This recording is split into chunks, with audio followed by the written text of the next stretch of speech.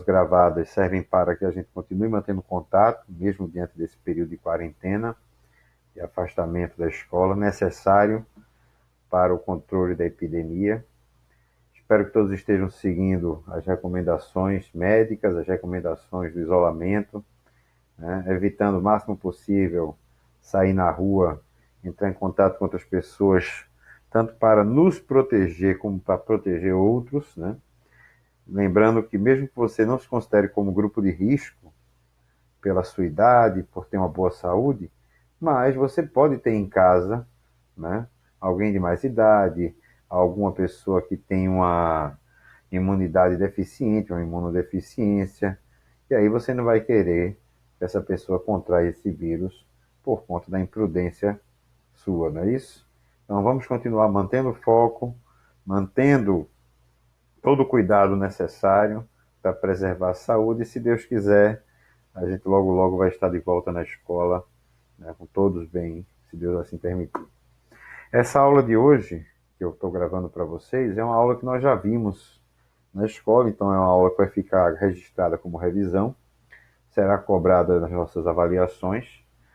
Como a quarentena foi feita, iniciada, né, a suspensão das aulas no início da semana, né, no meio da semana, né, na quarta-feira, mas já no início da semana, talvez por uma precaução, né, muitos alunos já não estavam indo à escola, então pode ser que tenham perdido alguma parte desta aula, onde a gente vai iniciar o estudo da cartografia, ou seja, o estudo dos mapas. É só uma aula introdutória para que a gente tenha uma noção geral do que é cartografia, que a ciência é uma arte e uma técnica de produção e uso dos mapas, tá certo?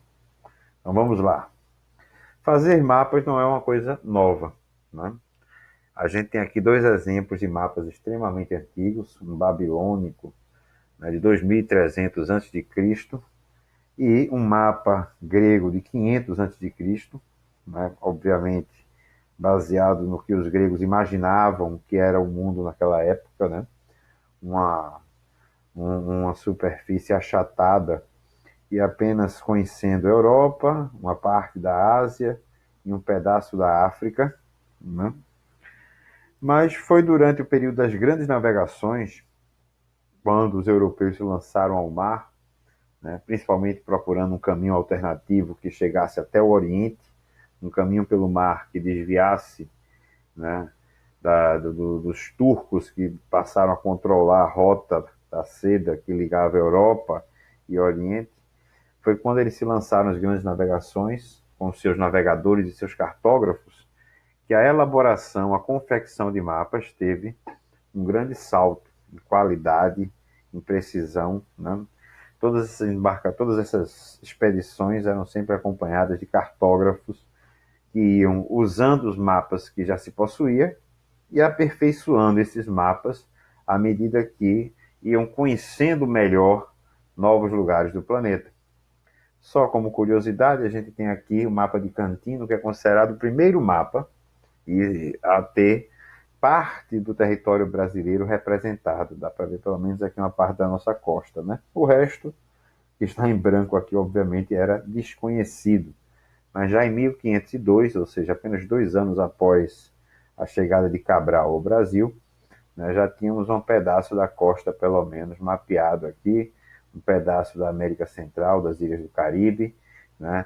Veja que a África, pelo menos a seu contorno, já tinha sido bem mapeado, e havia muita coisa ainda por ser, né, colocada nos mapas a partir de então, e os mapas nos anos seguintes foram sendo aperfeiçoados pelos navegadores e pelos cartógrafos, né, que iam junto. O Brasil, aqui a gente tem o primeiro mapa do Brasil. Veja, aquele primeiro mapa ali foi o primeiro mapa em que o Brasil aparece, mas é um mapa mundi da época. E aqui o primeiro mapa do Brasil, de 1519, né? Basicamente, tínhamos apenas um conhecimento rudimentar aqui da linha de costa, e esse interior aqui que a gente vê pintado com figuras como índios, macacos, árvores, né, se dava justamente pelo total desconhecimento dos europeus do que havia dentro, no interior do país. né? O mapeamento dessas regiões foram sendo feitas ao longo do tempo, ao longo dos séculos seguintes. E os mapas foram sendo melhorados. Hoje, na verdade, né, toda a superfície do planeta já foi mais do que mapeada, né? Todo o trabalho de mapeamento hoje é feito por satélites. E vocês usam os mapas no dia a dia, por exemplo, quando vão solicitar uma corrida por aplicativo, né? Está lá o mapinha digitalizado, junto com um GPS que diz o caminho que você vai percorrer. O mapa está inserido em vários aspectos da nossa vida. Mas eu queria destacar aqui 4 pontos fundamentais dos mapas que a gente não pode esquecer. Primeiro, o óbvio: o mapa é uma representação reduzida da realidade. O quão reduzido vai ser, a gente vai falar melhor sobre isso numa aula chamada de escala geográfica, a gente vai entender melhor. Uma coisa importante também: sempre representam uma determinada visão de mundo. Então, o que é que ele quer dizer com isso?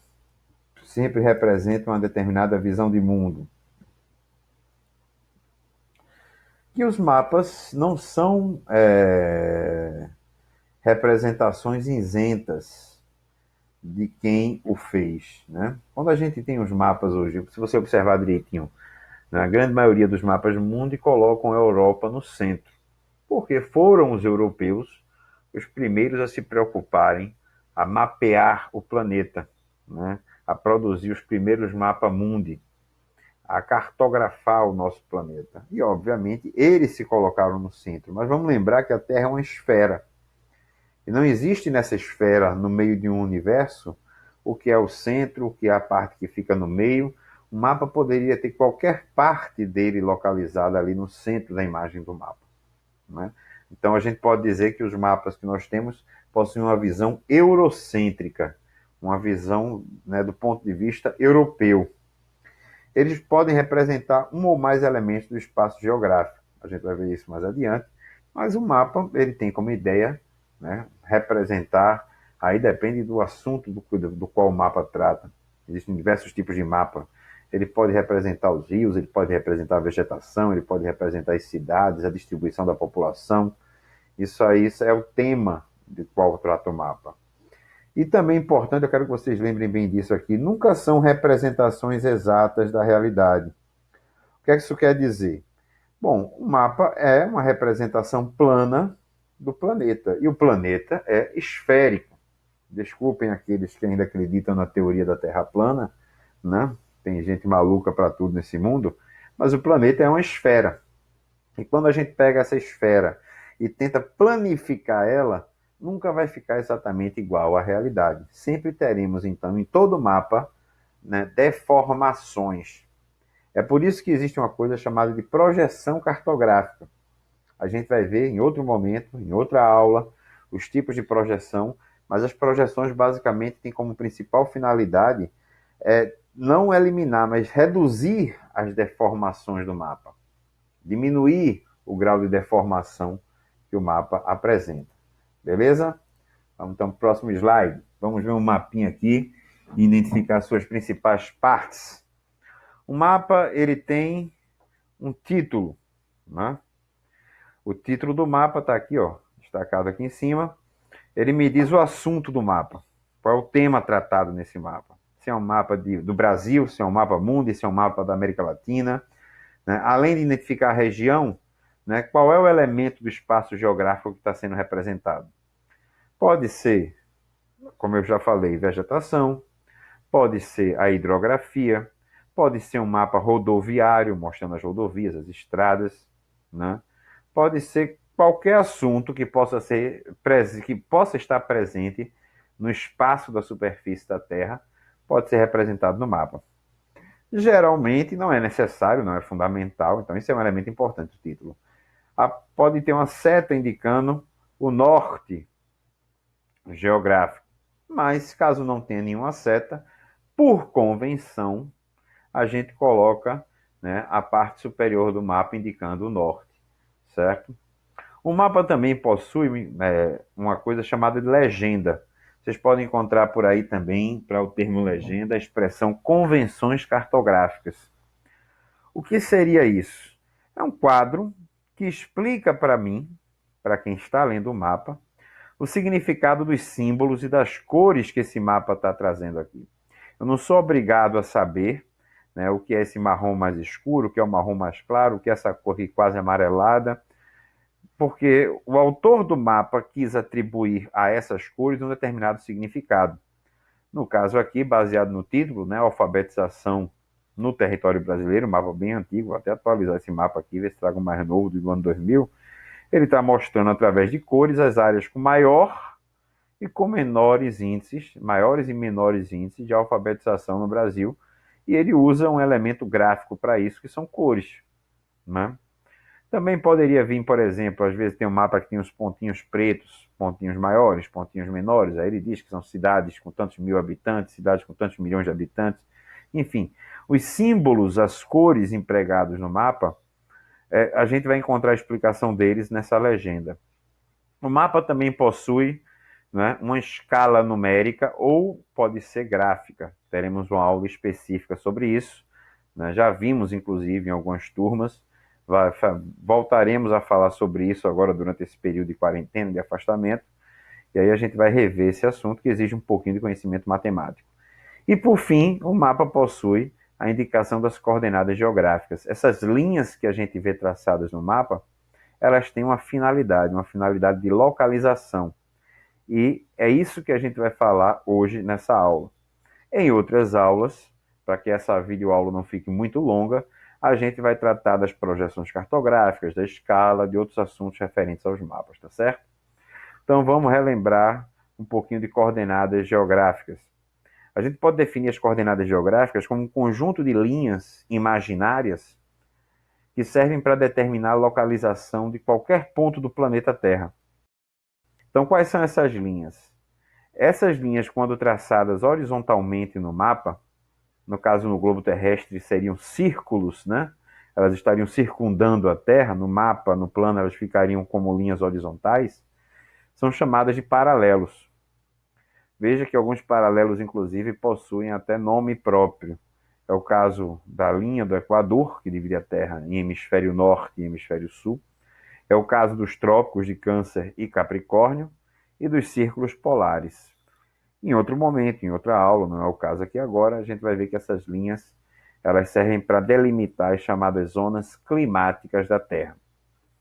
Mas veja que o Equador, ele está no meio da Terra, ele tem aqui a numeração de 0 grau. E a partir dele vão sendo traçadas outras linhas também em graus, até o Polo Norte e até o Polo Sul, né? Esses graus que a gente está vendo aqui é o que a gente chama de latitude. É a distância em graus de um ponto qualquer da superfície da Terra em relação à linha do Equador. Então, qualquer lugar que esteja acima dessa linha aqui vai estar a 10 graus ao norte do Equador. Qualquer local que esteja acima dessa linha aqui estará a 10 graus ao sul do Equador. Veja bem, não significa dizer que não haja também um paralelo aqui de 1 grau, de 2 graus, é porque nesta figura, nesta representação, né, o desenho foi feito colocando os paralelos de 10 em 10 graus. O Recife, por exemplo, está sobre o paralelo de 8 graus ao sul do Equador, ou seja, quase aqui, um pouquinho acima aqui do paralelo de 10 graus, um pouquinho mais próximo da linha do Equador. Então, a latitude, eu quero que vocês lembrem bem disso, ela varia de 0 grau a 90 graus norte e de 0 a 90 graus sul. Entenderam? Então, vamos para o próximo. Aqui essa figura dá para entender melhor por que a gente usa os graus para medir a latitude. O que seria a latitude de 40 graus? Seria justamente o ângulo formado, ó, entre o centro da Terra, a linha que vai até o Equador e o paralelo à linha que passa aqui neste ponto de 40 graus. É este ângulo aqui, né? E à medida que a gente vai abrindo este ângulo aqui, ó, a latitude vai aumentando até chegar aqui, que é o máximo que ela pode chegar, né? E aqui a gente vai ter um ângulo reto, ó, tá vendo? Entre o centro da Terra, o Equador e o Polo Norte. É por isso que o que é um ângulo reto na matemática é um ângulo de 90 graus. Vamos prosseguir?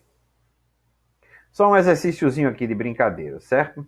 Aqui nós temos 4 pontos para a gente determinar a latitude.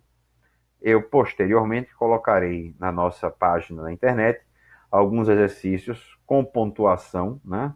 Valendo para a nota somativa, onde vocês terão que responder, eu receberei essas respostas, como vocês já devem saber, e atribuirei uma nota a esse exercício. Então, vamos colocar só a latitude desses pontos aqui. Ponto A, latitude. Muito bem, quem falou 90 graus norte. Ponto B, qual é a latitude do ponto B? Ah, essa tá fácil. Qual é o paralelo que passa pelo ponto B? 30 graus norte. Ponto C, qual seria a latitude do ponto C? 45 graus sul. E o ponto D, 60 graus sul. Deu para entender? É importante você, ao falar latitude, dizer se é norte ou é sul, porque vai ter 10 graus norte, 10 graus sul, 30 graus norte, 30 graus sul. Então, sempre que você falar latitude, precisa dizer se você está se referindo ao hemisfério norte ou ao hemisfério sul. Vamos para então falar sobre os meridianos. Veja, só saber a latitude não vai dizer muita coisa, né? Porque o paralelo é um círculo imenso que envolve a Terra. Para que a gente determine com exatidão a localização de qualquer ponto da superfície, a gente tem que usar uma outra linha. Uma linha agora no mapa desenhada verticalmente. No globo terrestre ela vai do polo norte até o polo sul. E essa linha, ou essas linhas, são chamadas de meridianos. Dá um golinho de café aqui. Sempre que a gente vai medir qualquer coisa, a gente tem que começar de um zero. Né? No caso da latitude, que a gente acabou de falar, esse zero seria o Equador. E qual seria então o início, o ponto inicial de contagem dos meridianos? Exatamente, o meridiano de Greenwich. Esta linha aqui, né, que a gente está vendo em destaque, que passa pela Europa, corta a África, vai até o Polo Sul. E por que é exatamente esta linha? Porque os cartógrafos assim decidiram. Lembra que eu falei da visão eurocêntrica do mundo? Quando o sistema de coordenadas geográficas começou a ser elaborado, os europeus mandavam no planeta. Inclusive, eram os grandes cartógrafos do planeta. Então, colocaram a linha inicial, a linha que divide o mundo em hemisfério ocidental e hemisfério oriental, ou leste e oeste, né? Eles colocaram a linha passando justamente em cima da Europa, especificamente sobre, né, o Observatório de Greenwich, na Inglaterra, que deu nome a esta linha aqui que a gente está vendo. E aí, a partir de lá, ó, a mesma coisa que a gente viu em relação à latitude, é como se fosse um ângulo. Né? Aqui, no meridiano de Greenwich, eu tenho, né, um ângulo fechado que seria 0 graus. À medida que eu vou abrindo este ângulo, que vai de um meridiano, centro da Terra, até outro meridiano, eu vou aumentando os graus. Vamos fazer aqui um exercíciozinho para entender melhor, seguindo a mesma lógica da latitude que a gente fez antes. O ponto A. Qual é o meridiano que passa sobre o ponto A? 120 graus. Importante a gente destacar o hemisfério, ou seja, 120 graus oeste. O ponto B. Qual é o meridiano que passa sobre o ponto B? 30 graus. Também é fundamental que eu diga 30 graus oeste, porque tem 30 graus leste. O ponto C, 90 graus. Agora eu tenho que falar leste. E o ponto D encontra-se a 180 graus leste. Então, se eu juntar o paralelo e o meridiano que passam por um local, eu vou ter a latitude e a longitude desse local, eu posso determinar a localização de qualquer ponto da superfície da Terra. E para encerrar essa aula de hoje, a gente vai ver aqui um exercíciozinho que pode até ser cobrado em alguma avaliação, algo semelhante. Vamos fazer apenas aqui do ponto A e do ponto B. Tem mais algum ponto aqui que eu não estou achando? Vamos fazer só do ponto A e do ponto B, né? A localização geográfica, as coordenadas geográficas desses dois pontos aqui. O ponto A, primeiro a latitude. Qual é a latitude do ponto A? Eita, professor, o que é latitude? A distância em graus de um lugar em relação à linha do Equador. Olha o Equador aqui, ó, 0. Então, vou aqui para o lado ver qual é o paralelo que passa sobre A. Eita, o que passa sobre A é o paralelo de 40 graus norte. Encontramos a latitude. Qual é a longitude? Longitude é a distância em graus de um ponto qualquer da superfície da Terra em relação ao meridiano de Greenwich. Então a gente vai observar aqui por cima qual é o meridiano que passa sobre o ponto A. O meridiano que passa sobre A é o meridiano de 140 graus leste. Então eu posso dizer que as coordenadas do ponto A são 40 graus norte de latitude, 140 graus leste de longitude. Para encerrar, o ponto B tem uma latitude de quanto? Vamos ver o paralelo que passa pelo ponto B. 20 graus sul do Equador. Agora a gente está abaixo da linha do Equador. E qual é a longitude do ponto B? Eita, a longitude do ponto B eu vou ver pelo meridiano que passa por ele. Aqui, ó, é o meridiano de 60 graus oeste de Greenwich, né? No hemisfério oeste ou hemisfério ocidental. Então eu posso dizer que as coordenadas geográficas do ponto B são latitude 20 graus sul, longitude 60 graus oeste. Beleza, galera? Conseguiram entender direitinho a nossa aula? Espero que tenha ficado claro. A gente vai voltar a falar de coordenadas geográficas, de cartografia, perdão. Vai voltar a fazer exercícios de coordenadas geográficas, ver como as coordenadas foram cobradas em vestibulares, em provas, em avaliações, por aí. E espero que vocês tenham entendido, espero que tenha ficado claro. Deus abençoe a todos, que a gente possa passar por esse período aí, né? Bem, e cuidem-se, cuidem da sua família, cuidem de todos que estão perto de vocês, tá certo? Até a próxima, um abraço.